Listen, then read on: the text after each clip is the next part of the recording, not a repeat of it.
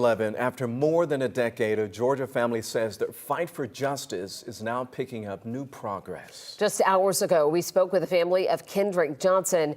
You might remember his story. Johnson is a teen whose body was found rolled up inside of a gym mat at his high school in Valdosta back in 2013.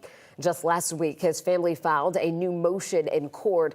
11 Alive's Bobeth Yates is at the federal courthouse where that filing was made. Bobeth, what's in the document here?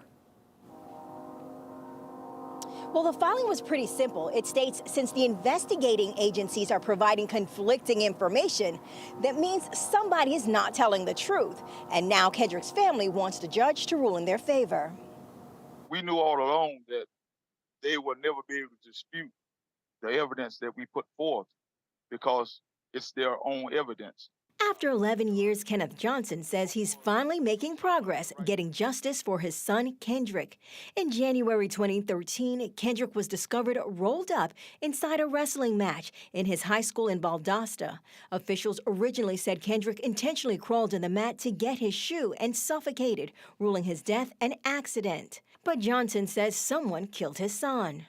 Those marks on Kendrick's side, he didn't do them himself. Kendrick didn't get in that mat. He didn't get in that mat by himself. Johnson says the very report from law enforcement they now have, only after filing a lawsuit against the Georgia Bureau of Investigation in September, shows the inconsistencies.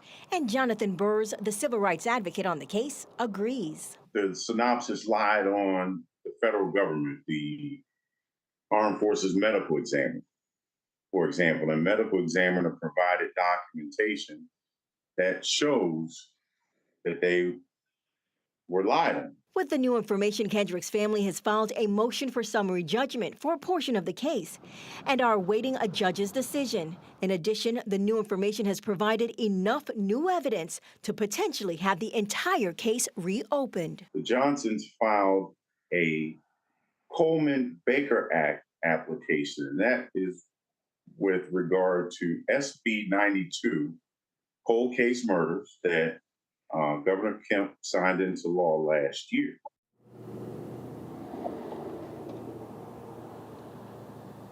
Now, tonight we reached out to the GBI and they told us they stand by their original investigation. In addition to that, if this case is reopened, another agency will investigate it, not the GBI.